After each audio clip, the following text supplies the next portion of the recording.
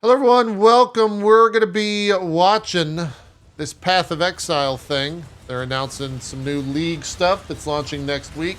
We're also sponsored for it, at least here on Twitch. What is this? Oh, they're showing Build of the Week videos. This just started. We're about 4 minutes from the countdown. We know very little about the League. We know a name, and we know that Arch Nemesis mods are gone. We know that there's like a boss fight of some type.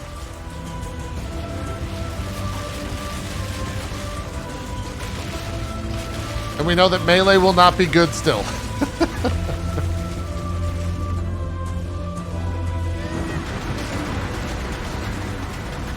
Oh look, it's Mathel's build. That build looks real silly.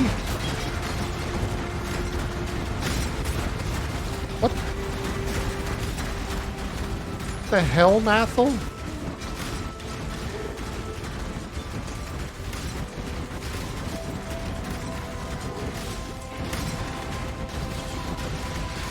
How'd they do that zoom out?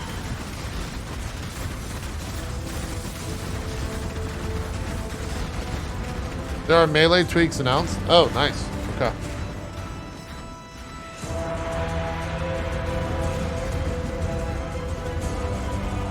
Ooh, is that Cortex?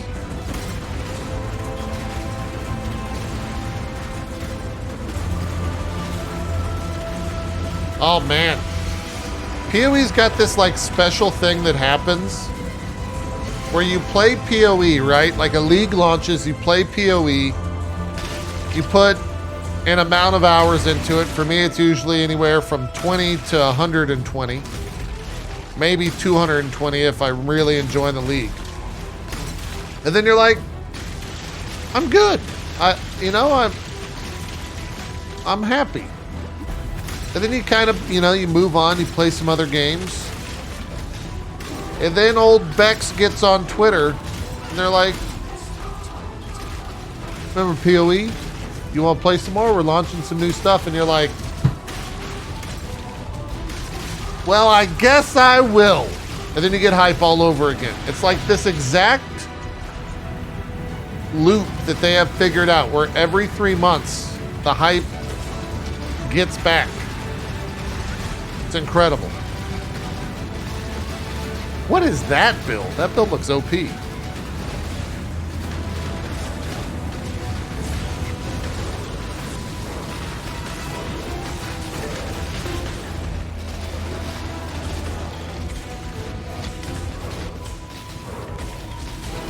Yeah, they have this process 100% perfected, I think, more so than anyone in the industry when it comes to a live service model. It's so, like, precise.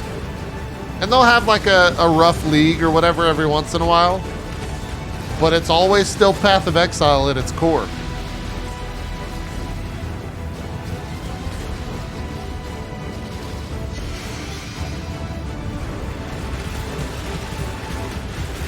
Yo, that build looks insane.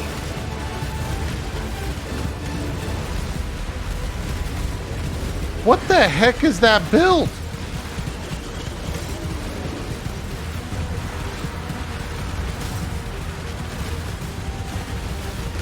It's dead? It's OP.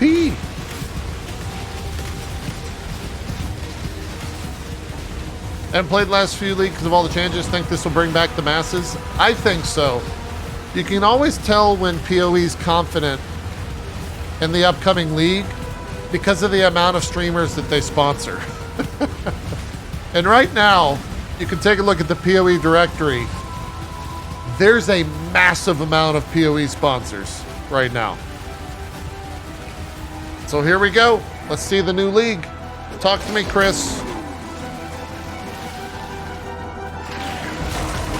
Sir, this countdown is over. Hey, the countdown's over. Please begin the reveal. We were lied to, chat.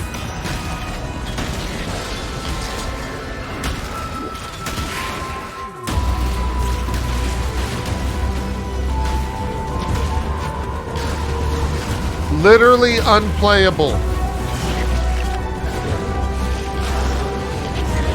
What if this is the reveal? This like camera thing.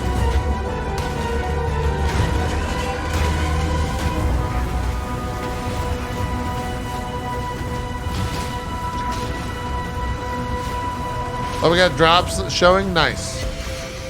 Love me some drops. Here we go. Here we go. Hi, I'm Chris Wilson from What's up, Grinding Chris? Gear Games. Talk Thanks to for me. joining us for today's live stream as we reveal our upcoming expansion, The Forbidden Sanctum. Yo, do you which see those launches on stats? December Hold on. 9th Hold on on. PC What and the Mac, heck? and on December 14th on console.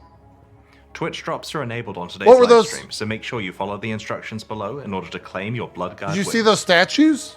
Here's what you can expect from today's live Whoa! stream. We'll start by skills! debuting the trailer for The Forbidden Sanctum, and we'll then do a deep dive on the League itself.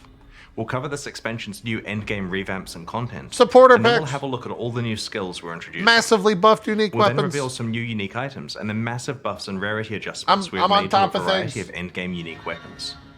We'll then briefly cover some balance topics that we have posted articles about recently: jewels, curses, and the replacement of the arch-nemesis monster mod system. Yo, Finally, show we'll discuss me? the upcoming release of the optional Ruthless game mode before touching No one's on some gonna play quality of that. life 5 people improvements are and the playing new that, supporter Chris. packs. The livestream concludes with a Q&A session between Ziggy D and me, where we'll answer questions from Twitch chat. Then we'll drop the full patch notes. Let's get started nice. with the trailer Patch for the notes again Forbidden today. Sanctum, which launches in 1 week. All right, here's trailer chat. What do we got? What do we got? What do we got?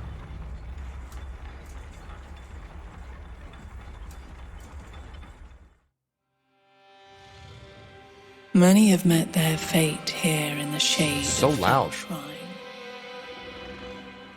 So step lightly.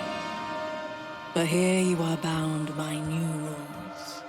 My rules. Find the exit. Room complete. Defeat all guards. Each step with gold to tempt you. A foe to wound Is this Heist oh? you. 2.0? A curse to spite you. But do not give up, for vast riches await the bold. Oh, it's like a... Pillage this sanctum if you must. And one day you may uncover its Oh, it's a secrets. roguelite mode.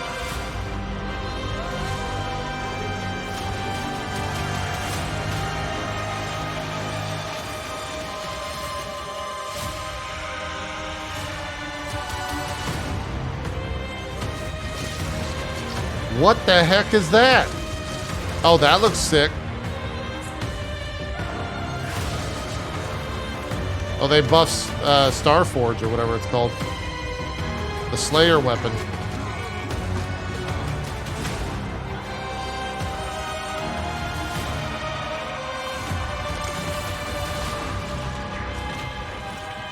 What does that mean?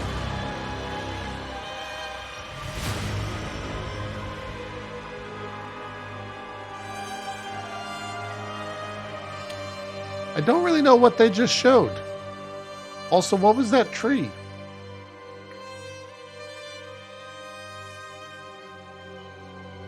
So they're calling it Sanctum. All right. I don't know anything except that there's a roguelite.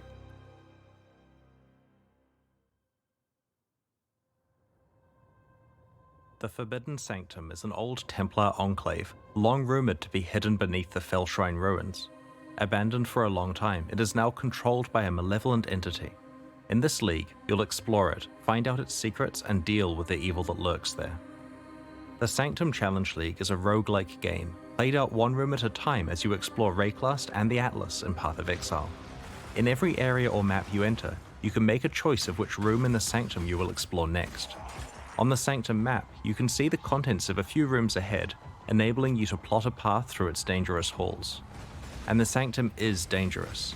Like most roguelikes, you should not expect to be able to complete it on your first try. Getting to the deeper floors requires experience, knowledge, and luck. You should expect that your early attempts will fail, but over time, you'll be able to push yourself farther and farther. What As does you that mean progress for deeper hardcore? into the Sanctum, you'll find a variety of treasures that will help you eventually fight your way to the dangers that await you at the end of its 4 floors. Eventually, by endgame, you may be able to push through all 4 floors to face the final boss. Every roguelike needs a resource to help you track how well the run is going. In the Forbidden Sanctum, it is your resolve, indicated by this bar here. As you explore the Sanctum, your resolve is threatened by the dangers within. When you lose all of your resolve, your Sanctum run ends. Oh, it's like a... Your level of resolve is maintained between consecutive rooms on your run, but is only shown when you're in the Sanctum itself. The resolve mechanic applies equally to all build archetypes. Your resolve is reduced when you are hit by monsters or environmental hazards in the Sanctum, and these telegraphed attacks are not affected by regular Path of Exile defensive mechanics, such as evasion, armor, or block. While these attacks do some nominal damage to your regular life, the bulk of their impact is against your resolve. Interesting. This mechanic provides a mechanism for tracking your progress between rooms, where your regular life pool would long ago have been recovered. Another aspect of the resolve system is that characters who are struggling can be ejected from the Sanctum without actually having to die, avoiding experience loss or hardcore death. What does that mean maintaining for a healthy RF? level of resolve is key as you navigate the Sanctum, and that means making careful choices of what rooms you enter. I don't think Let's we're have a playing look at some RF of the now. things that Sanctum rooms can contain. Afflicted rooms cause you to gain an affliction when you enter them. Afflictions make your Sanctum run more difficult, for example, reducing your resolve recovery, causing rewards to become hidden on the Sanctum map, or causing Sanctum rooms to spawn volatile anomalies that follow you. These minor afflictions accumulate as you get deeper and deeper into a run, making it more challenging. Major afflictions exist and are a big deal. They have significant consequences, such as entirely preventing the recovery of resolve. So, a Sanctum run gets harder and harder as you pick up more afflictions. Sounds great. But every roguelike needs a way for you to gain power throughout your run. In the Forbidden Sanctum, that system is boons. Boons are beneficial buffs that help you as you progress through the Sanctum.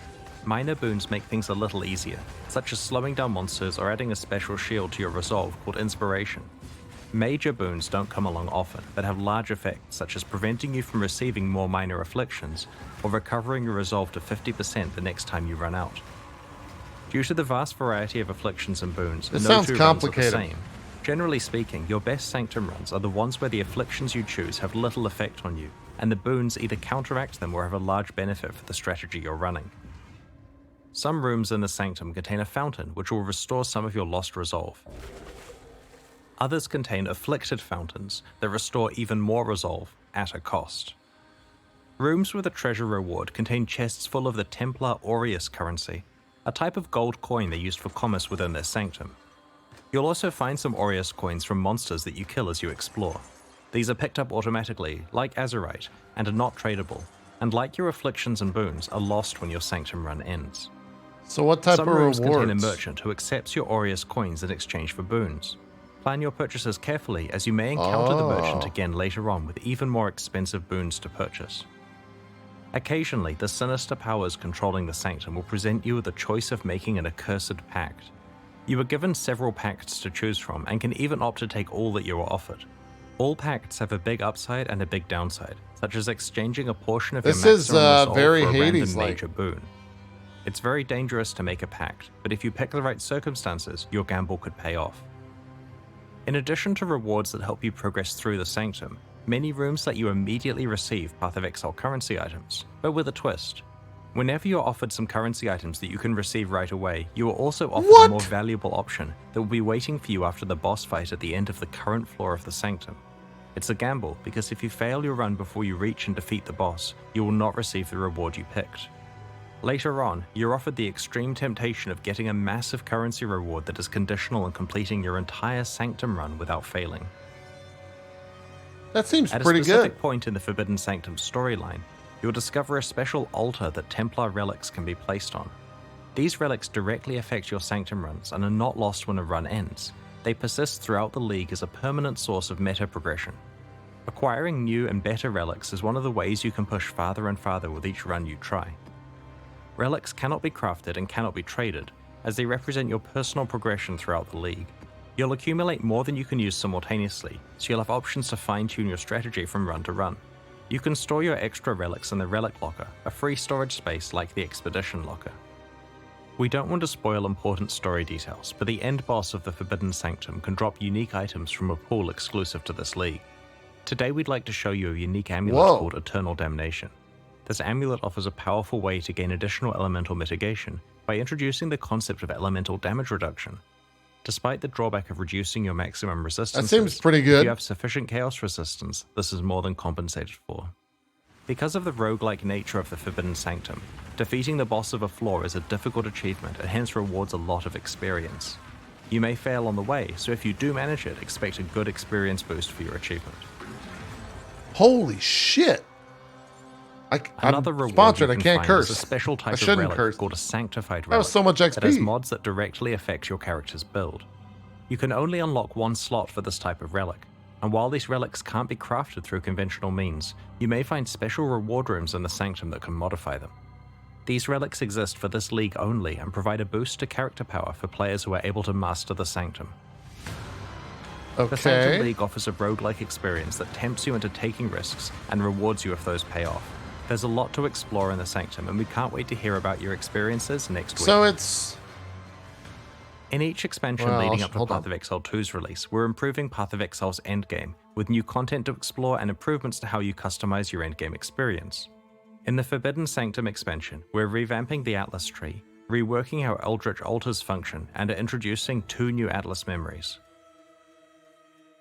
The Atlas tree is generally working really well, but has a few problems we'd like to address. Oh, that was it? The tree offers you the ability to specialize in killing pinnacle bosses, providing extra rewards when you do so. While this sounds good on paper, it creates a situation where you're incentivized to specialize your tree for regular mapping, save up all of your boss fights, then respec fully into boss mode, and then do all of your saved up boss fights before speccing back again. Ideally, the design of the Atlas tree would let you spec into one build and then just play the game. We have removed all boss bonuses from the Atlas tree, and have baked some of them into the actual base properties of the boss fights. For example, you don't need to allocate the Gaze into the Abyss notable that makes the Elder more likely to drop a Watcher's Eye, as he just has that drop chance built in now. The Atlas tree is now focused on allowing you to specialize into content that you encounter in every map. We also want you to be able to specialize into your favorite leagues even more deeply on the Atlas tree. For each of the 10 leagues that the tree lets you disable, we've added a bunch more passives to the tree. These new passives allow you to increase the league's spawn chance to much higher levels than currently possible and juice the league even further than before. We are making a number of changes to Eldritch altars that mostly affect their rewards, but will also affect gameplay decisions you make involving them.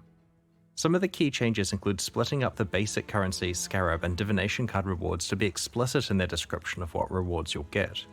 For example, instead of map bosses dropping 3 unknown basic currency items, the altar specifically says which currency item they'll drop. As part of this change, we've removed some of the lower value yet quite common currency rewards from the pool, such as Orbs of Augmentation and Orbs of Transmutation. Speaking of Scarabs, these will be less available from altars, but we've improved their availability elsewhere to offset them. Is that a new ability? Rusted Scarabs can now drop from the core drop pool, and we've added a vendor recipe that allows you to upgrade your Scarabs up to Gilded, using the normal 3-to-1 ratio. Great. You can also perform this action from your Fragment tab using the new upgrade button. We have made reward types exclusive to different influences, so that you know which influence type to invest in if you want to target farm a certain reward. To give you a specific example, if you run maps influenced by, say, Eater of Worlds, you'll see Divine Orbs from the basic currency reward more than twice as often as before. We've also rebalanced rewards so that choices that affect boss drops or influence monster drops are comparatively more valuable. The Wrath of the Cosmos keystone has been reworked. Previously, it was so rewarding that players felt obligated to use it despite its extreme level of difficulty. It has retained the risk versus reward element, but with the overall intensity toned down. You can now also get awakened gems from defeating Maven Witness map bosses. This additional reward helps further balance the expected returns from the various types of influence. For more detail on these changes, check out the Balance Manifesto we posted last week, or the upcoming patch notes. Wait, what? In the Lake of Calandra expansion, we introduced Atlas Memories. Why did he drop an awaken? They unlock a sequence of maps that tells the story of an NPC's past. These stories manifest as specialized encounters that involve a new challenge and exciting rewards. In this expansion, we've introduced 2 new Atlas Memories. Awaken gems are in the core. Related to Beastry and Domination. The Beastry memory line allows you to capture harvest monsters as beasts for your menagerie. These harvest beasts can be used in 9 Don't new ever say beast menagerie recipes. again. These recipes cover an array of options. For example, you can remove one of the special modifiers from a Watcher's Eye jewel and then add another. This can have potent results, but won't affect the life, mana, or energy shield modifiers. You can re-roll an awakened gem That's from one type huge. to another. That's also huge. Another example is that you can also re-roll a synthesis implicit modifier. That's If your huge item as is more than well. one synthesis implicit, it will randomly re-roll one of them. Looks like The domination Einhar's atlas memory back thrusts on the you into a tale menu. of pantheon gods that stand watch over their shrines. Like regular shrines, these are guarded by monsters and emit a buff that empowers the monsters until you claim that buff for yourself. This Atlas memory introduces a new set of shrines with specialized buffs, guarded by rare monsters that drop That's us tantalizing right there rewards. after 20 hours of PoE. The Forbidden I need Sanctum more expansion introduces a new chaos. type of shard that can drop from Harbingers, fracturing shards. When combined together into a full currency item, you get the Fracturing Orb, which behaves the same as the Fracturing Craft from Harvest. It can be used on any rare item with at least 4 modifiers. Interesting. When the orb is applied, it locks one of the modifiers in place so that further crafting efforts do not affect that modifier. That's going to be very Items fractured in expensive. this way can only have one fractured modifier. Previously, this crafting option was gated behind the Oshabi fight in Harvest. Now that it has been rehomed to Harbinger, the Harvest crafting option is no longer available. This means that you'll be able to use your Harvest Life Force and Oshabi kills on other crafts. Because fracturing shards drop from Harbingers, you'll be able to target farm them by speccing into Harbinger content on your Atlas tree. The Forbidden Sanctum expansion introduces a number of new skill gems. In addition to some new melee Val skills we'll discuss later in the livestream, there are 2 totally new skills that we'd like to unveil today. Let's hear about them. Volcanic Fissure is a new fiery slam skill that can be used with staves, maces, axes, and unarmed attacks. Strike the ground to create a chasm that winds towards your target. I like it. This chasm can path around corners before erupting as the fissure gets as close as it can reach. It releases a burst of fiery projectiles that explode on striking the ground. Enemies hit by multiple impacts will take a lot of stacked damage. Use it up close for reliable bursts of damage, or aim far away Could to be damage good. a Got to larger see the area. gem. Frozen Legion is an unusual spell, summoning a ring of icy statues that attack with your own weapon damage. This skill has multiple cooldown stacks and consumes all cooldown uses at once to summon a statue for each available cooldown. The statues perform a sweeping ice slash, and these sweeps can overlap, resulting in multiple hits against targets close to you. This spell can be used with staves, maces, and axes. The skill is particularly powerful with slow, heavy weapons, as while the statues will use your attack speed, you should instead prioritize the spell's own cast time I don't and think cooldown. that This might not be expansion very also good. introduces many new Maybe Val for melee totems? skills. As you know, equipping a Val skill gem grants you both the Val and regular version of the skill. As you kill enemies, the gem charges up with their souls, and after a certain number are collected, the Val skill can be used once. Most of the new Val skills introduced in this expansion are melee skills, and this results in an indirect buff to any melee builds that use one of these skills. Where previously you'd just be using your melee skill to kill enemies, you now that get to Reap? periodically use a superpowered version of the skill. If you like Flicker Strike, you'll love Val Flicker Strike, as it really dials up the concept of letting fate take the wheel. Val Flicker Strike causes you to flicker dozens of extra times, slashing enemies. During this time, you don't deal any damage to the enemies you slash. You're quite vulnerable due to not leeching or generating fortify stacks. When you finish flickering, if you survived of course, you'll be rewarded with a single huge hit of damage against each enemy you slashed. Is it time, chat? Val Cleave is a new Val skill that buffs the behavior of its non-Val version. Are we playing in a Flicker? similar way to how Val Reeve works. Val Cleave We get a triggers 2 sponsor buffs, stream and then we one do when you kill a Flicker rare on it? enemy, and one when you kill either a rare or unique enemy. The latter is a strong buff to regular Cleave, which you can keep up almost permanently if you're able to kill rare or unique enemies often enough. The bonus for killing a rare enemy is that you get to steal its mods for a time. You can enjoy part of the power of having a headhunter without actually needing to find one. Overall, Val Cleave is a pretty powerful upgrade to any melee build that could run Cleave. That +2 radius buff is looking pretty good now, right? Don't hurt me. We'll showcase the other new Val skills we're introducing over the coming week. The Forbidden Sanctum Might be expansion alright. introduces over 15 new unique items, from Sanctum exclusive uniques to ones that can be found from Path of Exile's pinnacle bosses. I'd like to show you 3 examples of these, designed by winners of our prior league's boss kill races. Hit me, Chris. Progenesis is a unique amethyst flask that was designed by Ben and drops from the Uber Maven. It's a defensive flask that grants a mini version of the Petrified Blood effect, but without requiring you to be on Interesting. low life. This is a useful tool to prevent you getting one-shot by large amounts of incoming damage in scary situations. Rational Doctrine is a unique jewel that was designed by Rawlings and drops from Uber Venarius. By manipulating your attributes, you can change how this jewel behaves. While the ideal dream outcome is that you manage to get your strength and intelligence tied for highest, enabling both of the benefits simultaneously, the jewel is still very powerful if it only grants your choice of permanent consecrated ground or permanent profane ground. Entropic Devastation is a pair of unique gloves that were designed by Gucci Pradas and dropped from the Uber Shaper. Currently, the ways to get Spell Impale are very limited. These gloves provide the that might powerful be really property good. of causing all of your did ads spells just to hit? impale on course. Nice. Best timed ads. So let's talk about unique weapons, specifically endgame unique weapons. In many ways, the weapon is the most iconic and important item on a character, so it's very important that we make them exciting and worthy of their Chat, unique just stats. relay the information While to people some unique getting weapons have ads. special properties that enable entirely new builds, others are best compared to powerful rare items as a primary source of your character's damage. We have to be very careful when pitching the power level of these unique weapons. If they're not powerful enough, then they're useless and are ignored. But if they're too powerful, then they discourage entire archetypes of characters from trying to find or craft rare weapons.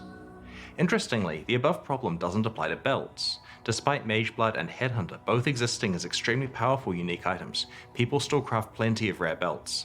That's because Mageblood and Headhunter are extremely rare, and people don't actually expect they'll reliably get one in a league. Players tend to treat them as luxury upgrades to their build, rather than something they're certain to get. In this expansion, we're promoting 10 iconic but underused unique weapons to the same tier of rarity as Mageblood and Headhunter. We are buffing them a gigantic amount and are making them incredibly hard to find. Remember when Starforge used to be an exciting item? Well, after this change, it certainly is again. It still drops exclusively from the Shaper and the Uber Shaper, but it'll take a lot of runs or a lot of luck to earn it. Over the next week, we'll reveal the other unique weapons that have been massively buffed. We have targeted around 10 underused unique weapons. That's some crazy percentages but by there. a lot. Jeez. We've made a number of changes to jewels that are covered in a recent balance manifesto, but in case you missed it, we want to quickly summarize what the changes are. In the Forbidden Sanctum expansion, we have made jewels a better source of ailment mitigation by buffing the values of ailment-focused jewel modifiers and adding new modifiers that enable mitigation to a wider variety of ailments than before. We have also removed some ailment mitigation modifiers that were only available on jewels through corruption, because there are now better options through the regular jewel mod pool. This also means that other desirable corruption modifiers, like immunity to corrupting blood, are more likely to roll. I wish they had 2 trailers. We want the moment of finding a unique jewel to be way more exciting than it currently is. We've added a handful of new, very powerful unique jewels and have removed some old, less interesting ones. An example of one of these new unique jewels is Fire Song, which propagates any modifiers to your ignite mitigation to other elemental ailments. If you're able to substantially reduce the duration of ignites on you, then you can use Fire Song to basically shrug off any elemental ailment. For full information about the other changes to unique jewels, check out the Balance Manifesto post we made recently. I wish they We've released 2 rebalanced curses trailers. to make them stronger One when they for matter most idiots against like me, unique where monsters Chris and pinnacle slows bosses. down and really We have explains the buffed thing. several hex-related And then unique the items normal and trailer. reworked unique items that previously interacted with Doom. To replace the Doomsday Keystone passive, we have brought back a version of an iconic curse-related I keystone need this from the slowed past. down. We've introduced some powerful new unique items that interact with hexes, which we'll reveal in the lead up to launch. Your curse limit For is more equal details to on your changes power to curses, charges? Check out What? the Balance Manifesto we posted recently, or the patch notes that will come out after the livestream concludes. When we first created the Arch Nemesis monster mod system, our goal was to improve Path of Exile's outdated set of monster mods with new and interesting mechanics that have modern game balance. We feel that Arch Nemesis did introduce a lot of interesting mechanics, but it unfortunately had several of its own problems. We have replaced Arch Nemesis with a system that is more similar to the way monster mods worked in the past. The new monster mods are a lot simpler. They now each do one thing and very clearly state what they do. Each encounter with a rare monster is now less complex and is easier to understand in the heat of combat compared to Arch Nemesis. You'll still encounter challenging combinations of mods from time to time, but this emergent synergy will be rarer than it was under Arch Nemesis. The goal is that combat is interesting and varied, with moments that get your heart racing, but without the frustrations of the Arch Nemesis system. Well, the frustration was Let's that talk it took about rewards. Under Arch Nemesis, literally it often felt hours. mandatory to bring in a magic find culling character to kill some monsters for you in order to maximize your rewards.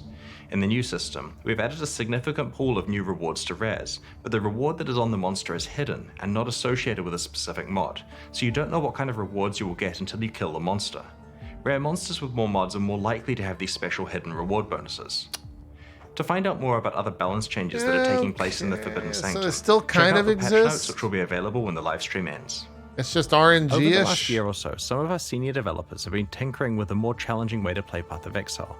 We've been publicly alpha testing this mode, known as Ruthless, for the last month, and are planning to make it available to anyone who's interested alongside the launch of the Forbidden Sanctum next week.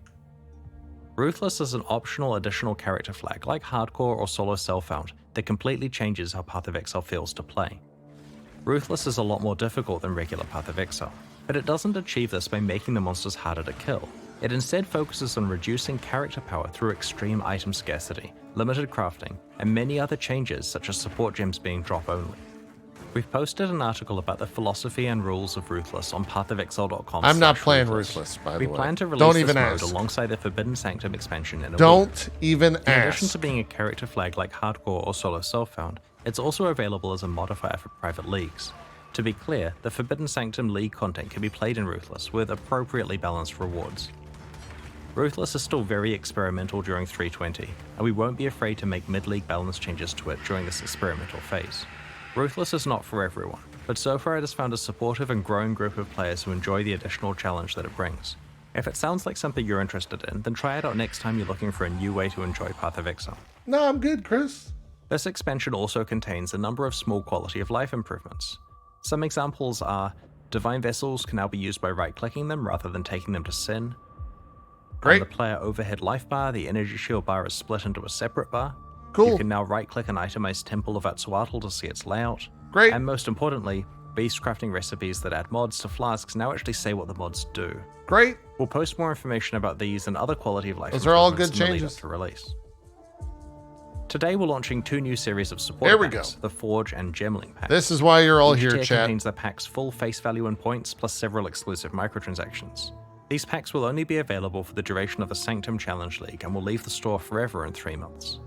As always, these microtransactions are entirely cosmetic and do not affect your character's progression or power. The Forge series of supporter packs contains 6 exclusive microtransactions. The Clockwork Okay. back attachment ramps up as you build a kill streak, building pressure and releasing it when your streak ends. What's the release look like? The Delirious Hideout decoration lets you summon delirium fog in your hideout at will, complete with strange voices and terrifying apparitions. Don't like that. Okay, you're looking a little pale, Exile. Nah, I'm good. I don't need an FPS dropper. The Forge Guard armor set summons a hammer and anvil so that everyone nearby can watch you craft. That's pretty cool. The Ethereal Fusing effect turns your item linking attempts into a spectator sport. I If you love manage to it. hit a 6 link, people watching it even prompted to send a congratulatory That's so message. sick. Dude, that's awesome. And you get spammed? Dude, that is Summoning the sick. Crow Storm portal effect causes a murder That's of crows really to erupt good. from the portal. The portal becomes dormant if you are too far away from it, causing the crows to take to the skies. The High Templar weapon effect smites the undead you fight and scours the souls of those Dude, that who put to 6-link rest. one is great. The Gemling Pack series also has 6 exclusive microtransactions. The Beehive weapon effect lets your weapon play host to a swarm of angry bees, which erupt from the hive I whenever don't you like hit an that. enemy with the Get weapon. that out of there. Critical hits cause the hive to send out its best warriors. Get that out of there. The Stampede Quicksilver Flask makes you the leader of your own personal rower herd. I don't need Activating the flask causes a host of ghostly rowers to charge alongside you. that. I don't need the FPS This is the drop. Gemling Artificer armor set. It is inlaid with gems that match the gems you've socketed in your items. Crafting gems with gem cutters prisms, Val orbs, or regrading lenses visualizes the process for all to see. This Huh. armor set also includes alternate gem level up effects. Kind of interesting. Prospero's ring blesses you with a constant shower of coins, and it helps you thank players It's like you've they're traded with pooping through coins. a hearty fist bump. I like that. I like the fist The bump. consuming ooze pet bounces alongside you and devours corpses in your wake, spitting out a tidy pile of bones. Finally, this pack allows you to reunite with Kadero Perandus, inviting him to your hideout as a vendor. In addition to buying items from you and using his connections to accept your divination cards, he'll provide commentary on your goods, equipment, and anything else he sees fit to judge you for. That might be a little too much to drink, even for me. Okay. Kadiro has hundreds of lines of voice acting. What? Oh, a mighty headhunter. I'm so impressed. Try to duck when the brain fragments splatter everywhere. You wouldn't want to sully your armor. Headhunter unique, like These new packs conversation. are That's available cool. right now at pathofexile.com. I like that the link, dude. Purchases like these We're definitely gonna gonna get this ongoing development of Path of Exile 1 socket and 2, linking. and we really appreciate your 100%. support. Meanwhile, the Knight and Rogue packs leave the store forever in 1 week, so now's your last chance to purchase them. The Calandra edition of Kirik's Vault Pass is only available until the end of the Calandra League, and will be replaced with a new set of unique items when the Forbidden Sanctum launches. By the way, we're hoping to film Season 11 of Build of the Week once the Forbidden Sanctum comes out. If you want to submit your build for the season, share your build guide on the class forums on All right, chat, we're going to make our own build and submit it. Next up, we've got the Q&A. That's right, with I'm Ziggy making D. Once GGG that look ends, we'll over post my a full awful patch notes for build. the Forbidden Sanctum. Over the next week, our community team will post the expansion's challenge rewards, information on how to update your item filters, all new and changed gems, and information on how to prepare for launch. On launch weekend, we expect to release the new mystery box, and we'll follow up with the new Kirik's Vault Pass in the days after launch. I'll help you min-max so it's even worse. Thanks for joining us and checking out the Forbidden Sanctum. We can't wait to join you in Rayclast on December 9th. So do you We'll think begin they the keep Q&A this under an shortly, so hour, please get chat? your questions ready in chat. I wonder how long the Q&A is going to be.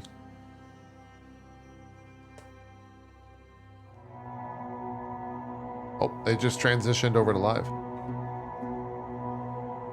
Yeah, the Twitch drop thing requires 45 minutes, so...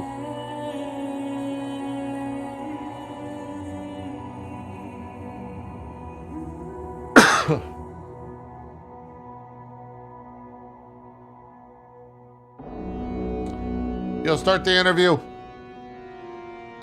In terms of the league, hard to say right now. I don't have the biggest thoughts.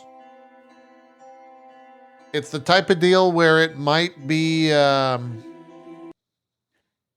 Good morning, Exiles, and welcome back for another Q&A session with none other than Chris Wilson. Good morning, Chris. Thank you for joining us once again. Oh, thanks for being it here. might be two required. Very keen to jump into chatting about Forbidden Sanctum straight away. But as always, you folks can put your questions in the chat, and our helpful team of moderators will pull some out for us to answer. So, Path of Exile gets to be so many things. It has gotten to be so many things over the years. Do you ever really feel like you just don't need to make another game in any other genre because you can just make a league that is that genre? Like make a farming league or a city building league or a roguelike league? I guess that's one poke of the job, but we always try to make sure that when we're designing our leagues, they're games that fit within the idea of being an action RPG. I want like they have to involve you killing monsters and finding items in order to fit within Path of Exile. Yeah, so even when you're farming, you're killing monsters, or even when you're fishing, you're killing monsters. Yeah, there's the one where we pull bit of an monsters out of agenda the there, water. I was planning on pushing the fishing angle. So that's when you get on the boat and have your fishing league, right? And you like pull monsters out of the water, right? Like giant fish that you then battle with as they flop around on the deck. That Interesting. That one's under NDA. Sorry. Oh, I'm in trouble. Can't talk about fishing, chat. How do you gain access to the new Forbidden Sanctum? So basically, every area you're playing in has a portal that gives you access to it. It basically takes you to the next room that you're playing in the Sanctum in your current run. Ah, okay. So to clarify then, the Sanctum's divided into rooms, each with their own encounter, and then floors with a boss at the end of each. And then there's the whole Sanctum itself, which is multiple floors? That's right. So the Sanctum itself has 4 floors, each one guarded by a boss at the end, with the ultimate boss fight at the end of the 4th floor. And each of the floors has 8 rooms, and so a maximum length Sanctum run would be 32 consecutive rooms, which you'd play out over potentially 32 maps.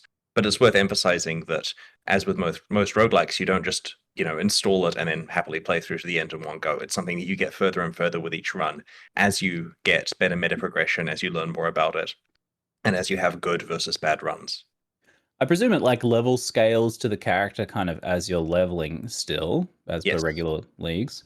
Is there any potential, do you think, that someone who's like quite good at the game maybe gets through on their first try, or is this quite definitely you're going to have to make it a bit further each time?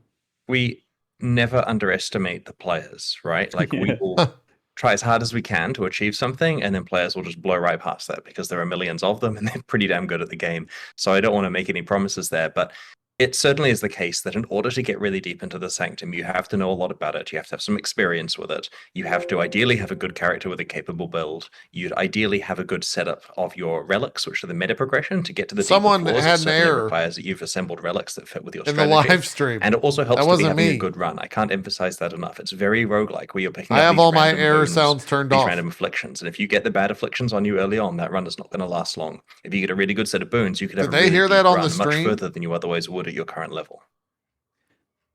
This is so you mentioned like 30 something rooms. Yeah, they did. That's like the biggest thing we've had by a pretty substantial margin. Because even building the temple was around 11 maps to build a full temple and then run that. And that was like that's a pretty sizable thing. So this is a lot bigger than that then.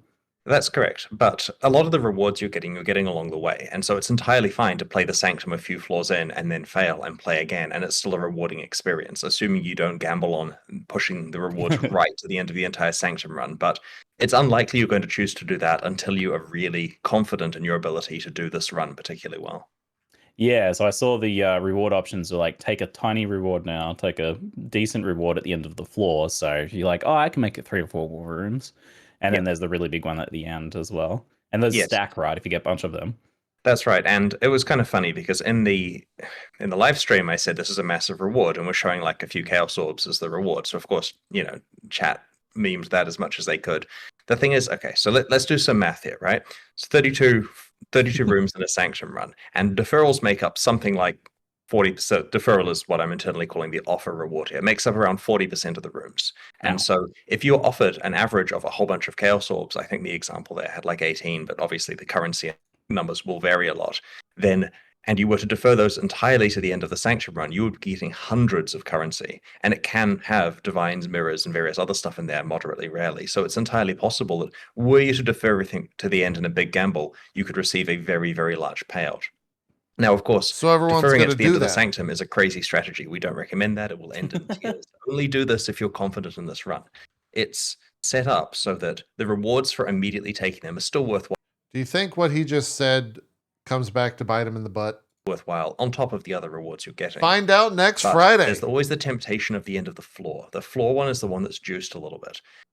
Of course, in later floors, the end of the Sanctum doesn't look very far away. I saved everything to the end of my run, and I got an ALK by doing the big gamble. What the hell, man? This deferral mechanic's super interesting, actually, because you've designed leagues where you get like some reward immediately, and then you've designed leagues where you do like a lot of content and then get a ton of rewards all at once. So this allows the players to have control over that mechanic and make that decision for themselves. But have you like kind of... Yeah, sorry? I was just going to say, this is because roguelikes have good runs and bad runs. If you're having a bad run, take the rewards now and get as far as you can. If you're having a great run, that gives you the ability to make an ultimatum-like gamble. Yeah, right. You can make those strategic decisions kind of based on like, this has been a brutal slog. I am no way am I getting through this. I'm going to check out now. Got it. Makes sense. Have you thought about like the player mindset of just like, I always going to take the big one? Because I look at it and I'm like, I'm always going to take the one, and I'm the biggest one. I'm never going to get it because I'm always going to die. Obviously, players want to min-max stuff. They want to get the best result, but the best result may pragmatically say, I'm going to take this reward that's in a shorter time frame. Plus, okay, so anyone who's done economics or finance understands the concept of the time value of money. $1 now is worth more than $1 later because you can put it to use right now. And when these full Sanctum runs taking 30 maps, maybe getting a pile of Chaoses, potentially some higher currency like Exalts and Divines, a few maps from now is actually better for your character development than getting a very large pile in 20 maps. Maybe, especially when there's a conditional element to that. It may be that getting something a few maps from now that you can then trade to get more progression is actually better for you. So there are a lot of hard decisions which we put on the table here for the players. Damn, I'm going to have to dig out my old economics textbooks. Path of Exile, right? Yeah, now you're speaking our language. Let's talk the resolve mechanic. So to clarify, resolve is an independent health bar for the Forbidden Sanctum specifically, and when your resolve runs out, you're kicked out of the Sanctum dead or not, right? That's correct. Now, I noticed the reaction when we're announcing the resolve system there is a lot of players said, why? As though this is a negative thing, but I want to have a chance to explain it. So we tried very hard initially to work out a system here that works with your player life. Then there's no additional bars. The problem is, though, Path of Exile's player life fluctuates up and down rapidly. You're constantly healing yourself. You've got recovery. There's no there's no persistence to this. Your player life is like how out of breath you are, if you see what I mean. It's a very brief, it's almost like your heartbeat to some extent. And so if we were to say, what? look, if you lose some life in this room, then when we you come die back in into the next room, PoE, that we life die is in going to real be life? missing. So you've got a kind of a progression through the sanctum. Then they just press 1 and heal themselves fully and carry on playing. And so our experiments where there's no meta progression in it do not function as a roguelike. There has to be a thing where you get worn down. Having said that, half of the plan here, half of the strategy you have to do in your sanctum is work out how you are recovering your resolve. And there are lots of different ways. It's along the lines, I mean, it's as simple as if your resolve is lower than you'd like because the sanctum one is one you're struggling with, then you have to start pathing through various things like fountains or choosing boons which enable more resolve recovery. And every time you have to choose something focusing on resolve recovery, you're implicitly losing some other thing you could be getting, like more rewards or a different axis of power.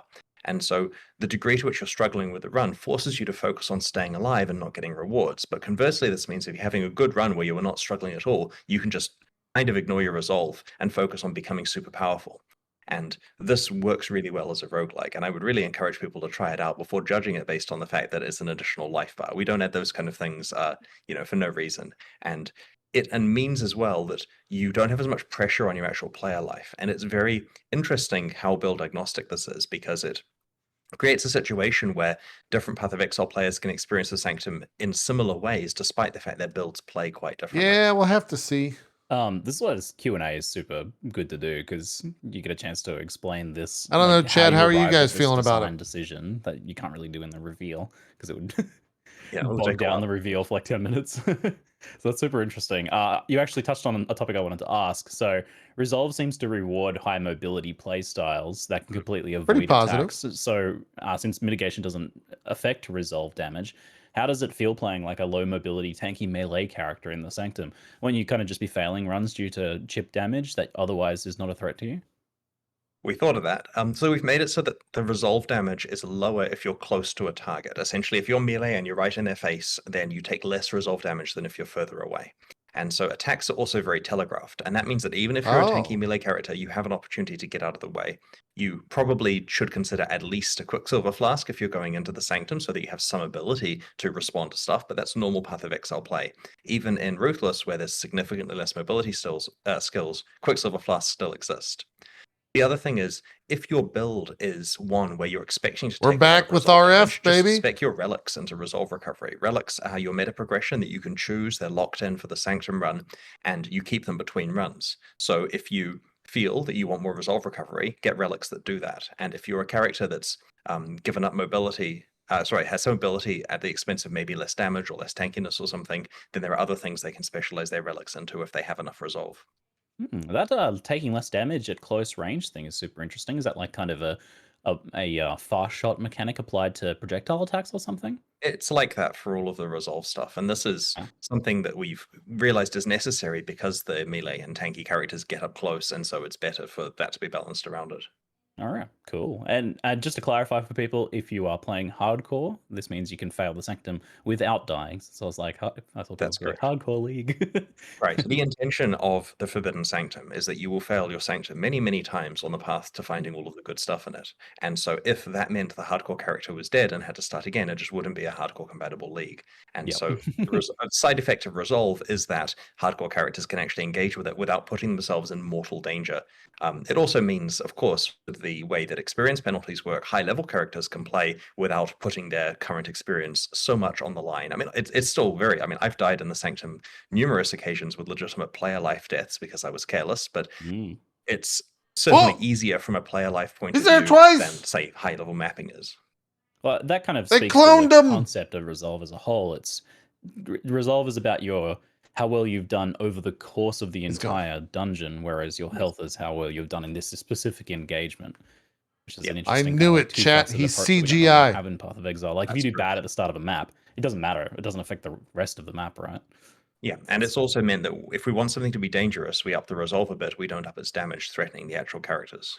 Interesting. Cool. All right. So to clarify on the sanctified relics, these are the ones where the effects work on your character outside of the Sanctum. That's correct. Yeah, both inside and outside. So these are a permanent power progression for characters. They're hard to get. They're very end game. We're talking late maps here. and they're obviously due to the fact that they can't be crafted and can't be traded, means that you are very limited Chris in 2 works how on many PoE of 2, these you get Chris 1 access works to. on PoE 1. But they are very powerful, Correct. and because of the fact that they can't Oh, be did the crafted or drops traded, just we've made happen? sure to juice the mods on them and make sure it's not watered down. These are relics which Sick. will significantly affect the character power of your build. Now, they are shared among all the characters on your account, or meaning you can equip, from the same pool. So it does mean that if you find one for one character and you want to use it on a different build, it's entirely possible to. Very cool. How does the Sanctum work in a party then? Okay. Got a bunch of rules here. Short answer is, as with all recent leagues, we want party play to work, but we also want it so that people don't feel encouraged to cheese things through party play. And so the philosophy basically is, like, one of the problems with Arch Nemesis with the whole culling situation is that players realize when they find a certain monster that, oh, I now have to engage with other humans in order to get maximum result here. And we want Sanctum to work in a party without creating the feeling that you have to engage with humans in order to get the best out of your Sanctum. It shouldn't feel like you only want to go in there when you have a whole bunch of friends who are online at the same time. So we've come up with rules that enable you to play as a party, and certainly there are some benefits for doing so, but there is also some liability to it. And so the way it works is the Sanctum is always that of the Dude, map owner. The person who created the Discord map is so is the silly. one whose Sanctum you are playing. So if Ziggy and I are playing and we're doing Ziggy's Sanctum, he's the one getting the progress for that. I'm there to help, and afterwards it would be nice if he reciprocated and we did my Sanctum as well, but it's It primarily always, your like, one does that's the- progressing. And so this means Sorry. that you are the one who makes Did the you see choices that, Dark for us. Arrows? This is It's the so one. It's silly. your relics matter there. We're using your gold, your boons, your afflictions, and your resolve bar. That's the important thing to note. If you Hopefully no one clicked invite that. other party members into your Sanctum with you, they don't just get a free ability to have their own resolve bar, which doesn't matter, or they can run around and distract the monsters. You are, as a party, sharing the resolve bar with the map owner. And this means that extra party members can't just go and suicide themselves on stuff to distract the monsters. They actually have to be playing properly.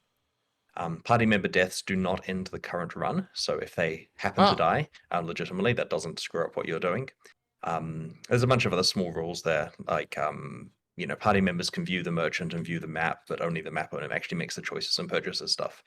In practice, what this means is it's fun to bring people in and play together. Not right it does away give you a exclusive. small advantage from a combat point of view if you have multiple players, but you do all have to be playing cohesively, so only bring in party members you trust.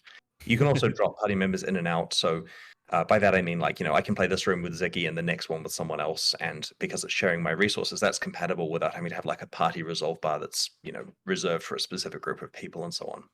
All right. Any So if thoughts I so bring far a on the viewer new in and league? they wanna sabotage me, they I can really will put have on to one of play the it to monsters. find out. I mean, Great.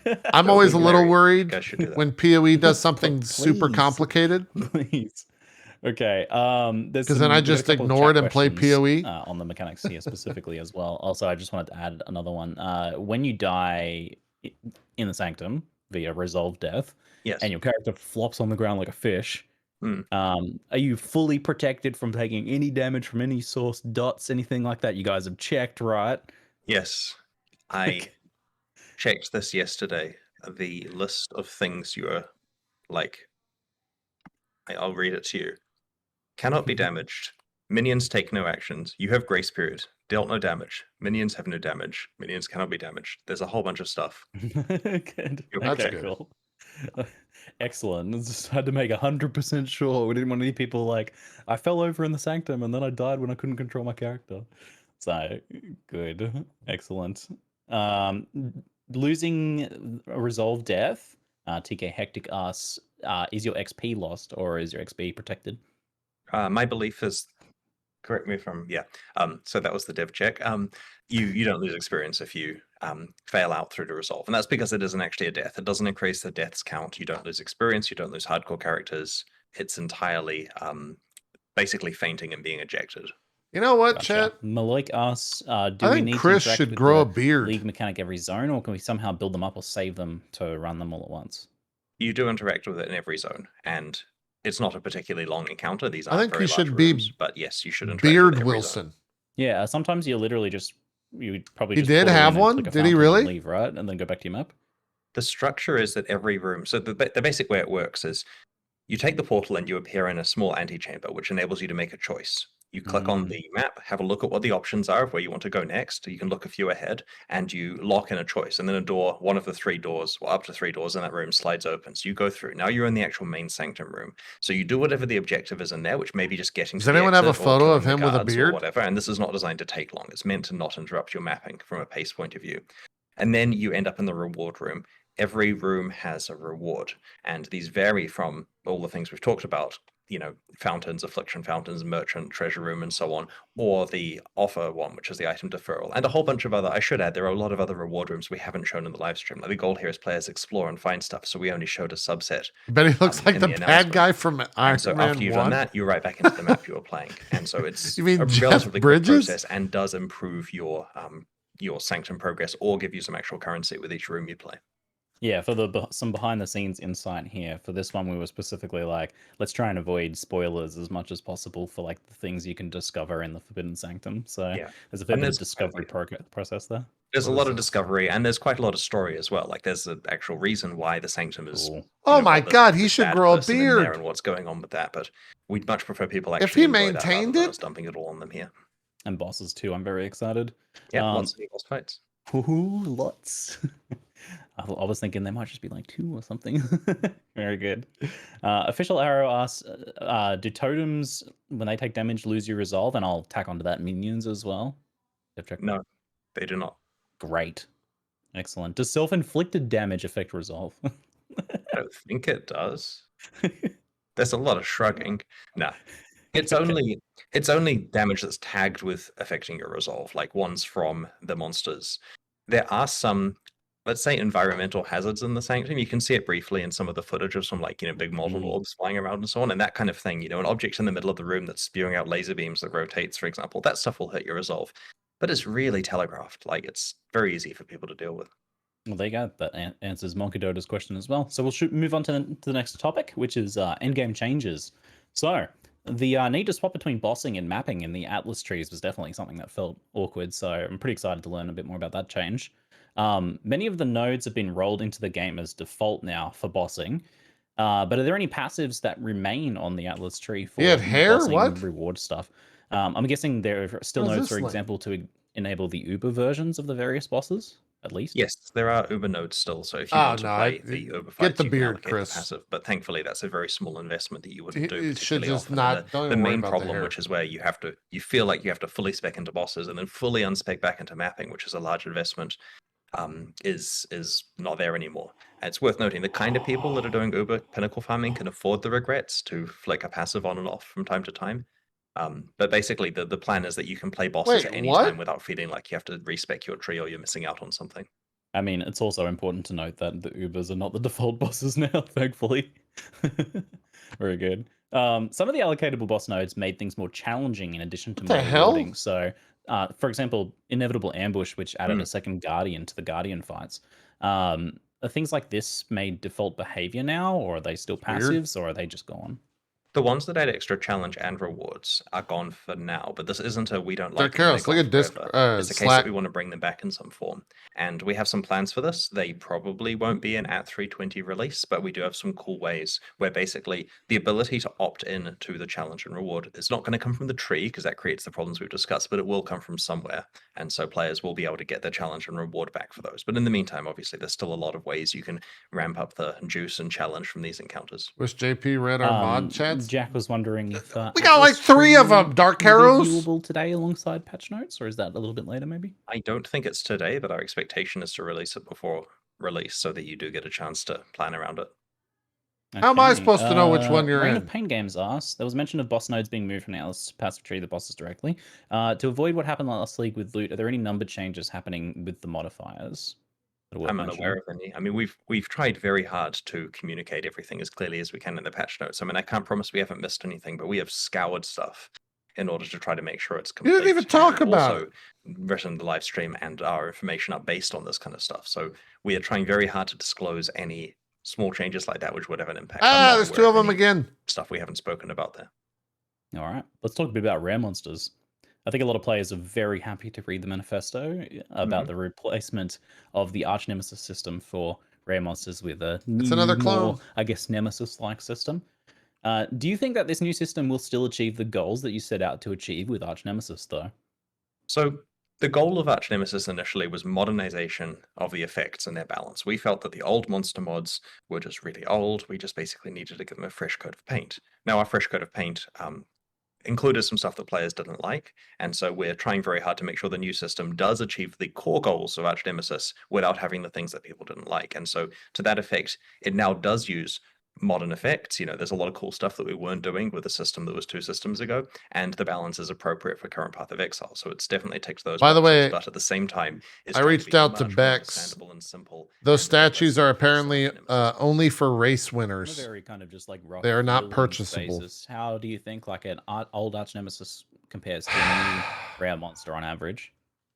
My impression so far is Looks that like the we're gonna have monsters to get are, on good. average, a bit easier. But the key thing is this: a previous Arch Nemesis mod had a grab bag of stuff that it did. It generally made the monster do more damage in a generic sense. It also had an interesting thing that happened gameplay-wise, and it added a bunch of defensive properties, and often more, often on multiple axes. And so it cohesively had a kind of a, this is a fire, it's going to screw you up with fire in 4 different ways kind of theme. And so therefore it applied to pretty much any character, right? It would have some way of interacting with them. The new mods are very simple. The new mods say, cool, you're not going to be able to do much fire damage to me, or I'm going to do a lot of fire damage to you, or I have a magma barrier. They just do one thing. And therefore, they're very, let's just say, Boolean against certain players. I'll give an example. Let's say you run into a rare monster with 2 mods, and those 2 mods are that it will blind you and that it's resistant to fire damage. So if you're playing a cold caster, neither of those mods affects you whatsoever. They're literally nothing. And so you can kill a monster easily and it doesn't do anything extra to you. Great. And on average, you're often encountering this. But if you're playing a fire melee character, it blinds you, which is going to affect your accuracy, and the fire damage is going to be mitigated against it. This will be a harder fight. It will wake you up a bit when you encounter it. And so you're going to find this situation where a lot more monsters are just speed bumps along the way and aren't causing a problem, and sometimes there'll be one which causes you issues because of your build. And so it's quite a different experience for different players, but overall, the monsters are at a glance much simpler in terms of what they do, and you're not encountering the Well, I onerous, guess we'll long, see. frustrating fights every single area like you were before. See, I like that because you feel good when you're playing a build and you run into a challenge. You're like, "Ha, my build doesn't care about this at all." And you feel clever, even though it's just kind of the luck of the draw on that one. But yeah, that Yeah. feels good. So on the modifiers, only doing what they say, fantastic. However, there still kind of remains a problem where this information is in a small text list at the top of the screen. Have you guys explored the idea of color coding the new modifiers in some way to help players identify them, or maybe using other systems like, I don't know, little symbols or maybe like color coded glows on monsters to denote certain effects and so on? They do have visual effects on them in many cases, so you often can see what a monster does based on what it looks like. But otherwise, what we focused on here is to succinctly and completely describe what the monster does in text. And this is a list that has more words than Arch Nemesis, because Arch Nemesis would have something like Flamewalker, and then what does that mean? Who knows? You'd learn, of course, but there were 70 plus of them. Oh, yeah. And so now it specifically says what it does. This may mean more reading. It may not be a good endpoint here, right? It might be that we need to make the things slightly more concise, but I'm really worried about us getting back into keywording, because part of the problem with keywording was then a player can't look at the keyword and actually understand what it does. So I don't know. Longer term, there are probably solutions here. Maybe the right answer is to put some color coding back. Currently, it's not color coded. That was something which went with the keywords in Arch Nemesis. I mean, it could be restored, but we'd like people to play and give us some feedback. If you guys can suggest how the mods can be made further clear, so that you can easily identify them while you're playing, that's really useful. Have a go. We're open to feedback here. We want to make sure the monster mod system achieves our goals and is still easy to read.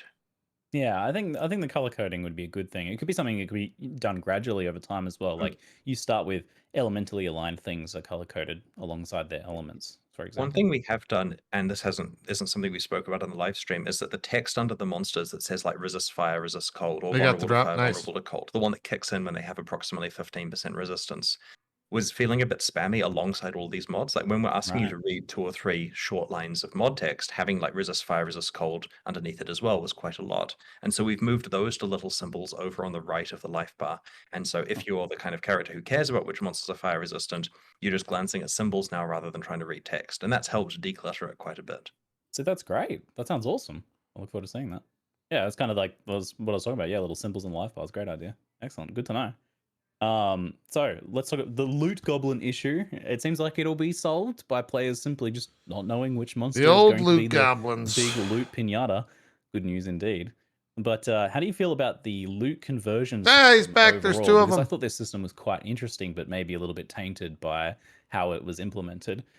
So for the unfamiliar, the loot conversion system is this new system that takes what a monster would usually drop and converts it into a new type of reward, like all currency, for example.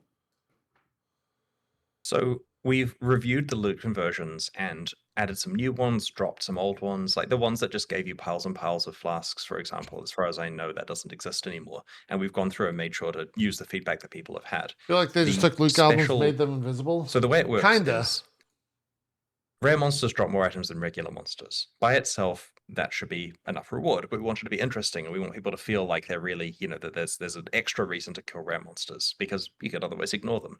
And so you basically have these bonus drops that can occur. And bonus drops include conversions, but they also include a lot of other stuff. And there's a chance of getting the bonus drops that's proportional to the mods that are on the monster. For example, if a monster has 2 mods on it, What build then it did I has 2 play chances last to league, get a chat? bonus. If it has 4 mods, it has 4 chances to get a bonus. And the individual mods have higher forgot. chances where I believe like the more difficult ones, like for example, if there's one that's No, I was similar to playing one of the something old with a lot of Pantheon mods and that damage. it does, like it evokes some, god who comes and smites you, for Explosive example, arrow then it ballista. That's is what I was playing. significantly higher.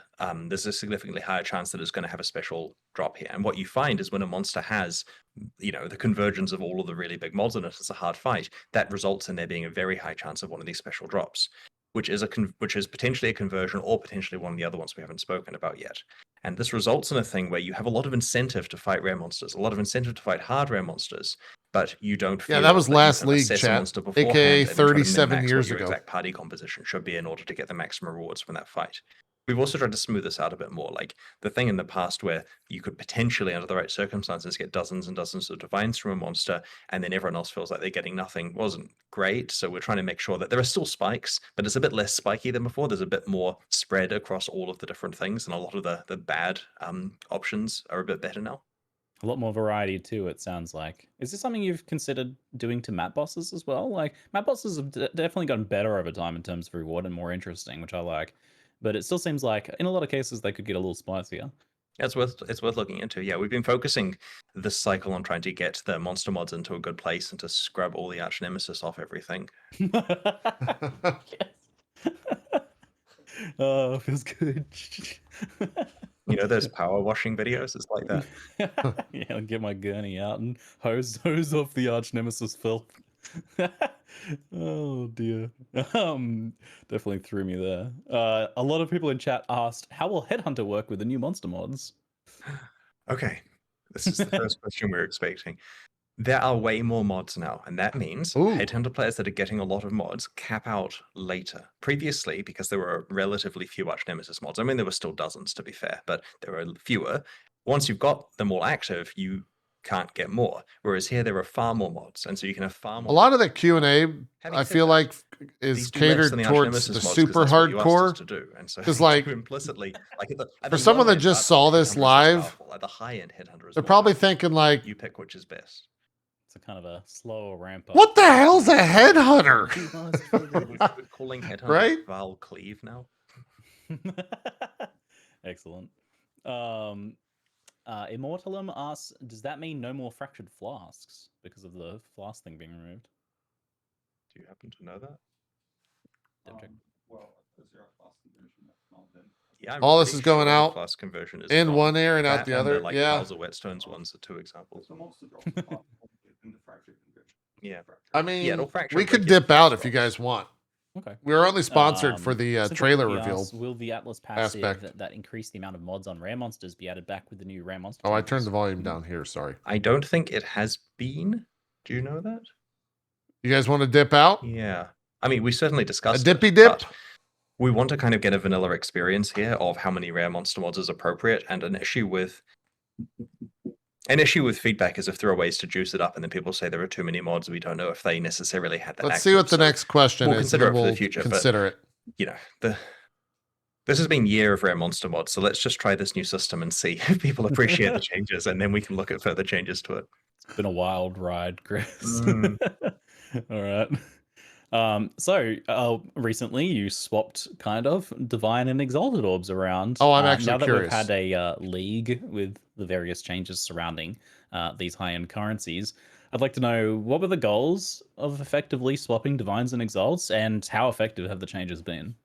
Well, the goals were that exalts were used more for crafting, that someone would actually consider taking an item and using an exalted orb to get another mod that is random. That's happening now, a lot more than it was before. Secondly, we wanted it to be harder to divine items, not just because we're mean, but because it makes well-rolled uniques more valuable. Previously, because divines were really accessible, well, relatively accessible, it meant that if you have a really rolled unique, it didn't really feel that special because someone can slam a few divines into it to get something like that. Now there is quite a wide variance of stuff. Like look at something like Brass Dome, for example, where the worst versions of it are worth quite a lot less than the really good ones. And that's more fun because then you find something that's just a much better version of something that someone else has that's worth less, and you feel good about that. These goals were achieved, right? Like it certainly is harder to divine items, it is easier to exalt them. The economy survived. Life goes on. We'll continue to make broad changes whenever we feel like it that affect the economy, but it's sometimes good to just cause a bit of a shift in how people value items so you don't get entrenched values. You don't get people believing, oh, this item is 6x forever. It changes because the game changes. Yeah. So for the standard players that are still coping with their stash full of Exalts because they didn't convert them over in time. This is Yeah. like seriously, like, oh, I had entirely all my money in Bitcoin and now it's worthless, right? Like diversify, right? Again, economics. Damn. Chris Chris is said, teaching multiple economics lessons today. Path of Exile will set you up for life. Have a diversified portfolio of currency items. Okay. And not It's just really currency. Keep some rares, keep some crafting stuff. Anyway. Yeah, I mean, yeah, you got to invest in some high-end one-of-a-kind items, right? Some old skin maps, maybe alternate. Oh I yeah. found out I have this red beak on my account from the early race seasons. Like I'm talking, I logged in to do races back in 2013 to literally test they were working and got an alternate art red beak, and now it's worth a mirror in standard. Wait, is it? I'm pretty sure I have one of those. Well, I mean that Nice. was just with a quick search, but yeah. So invest in a variety of different items in your standard portfolio if you all have right, any. we're going to dip out, chat. If only I played in standard, I'd be rich. If you want to keep watching the So Q&A, good. it's over on /Path of Exile. It's interesting to see some new Vase skills. It's certainly been a while. If you want to hear about those vol skills, you can go over to twitch.tv/PoE. Shout out to Path of Exile for sponsoring us. I'm excited for Forbidden Sanctum because it always means a league reset. How do I feel about the league? I mean, it's tough to know, right? Like, my fear is that it's going to be a game within PoE rather than an additional way to play PoE. We'll see. We'll see what happens when we get our hands on it next Friday. We'll be doing another sponsored stream for that. Feel free to come on by the stream. We'll be playing a lot of PoE starting next Friday. But for now, that's it. Thanks for watching. Appreciate it.